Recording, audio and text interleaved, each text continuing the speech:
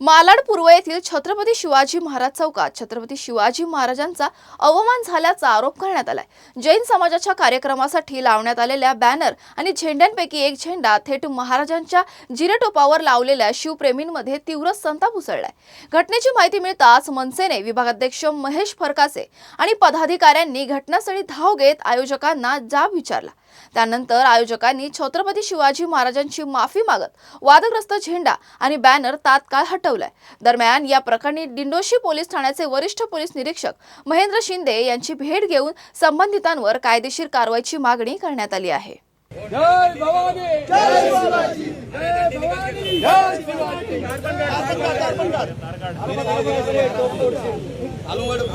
आणि यापुढे अशी चूक झाली ना भाई लक्षात ठेवून झाला सबसे माफी महाराष्ट्र की जय शिवाजी महाराज के जय बोलो महाराज कळला पाहिजे बॅनर पण करून घ्या बॅनर काढ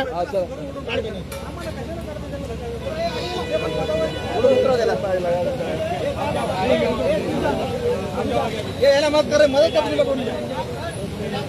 हल्दे हल्दे हल्दे हल्दे चप्पल चप्पल चप्पल निकाल चप्पल काढायची चप्पल निकाल कट्टर साखर तो फक्त मारायला लागलो तर बिल्लाय मारे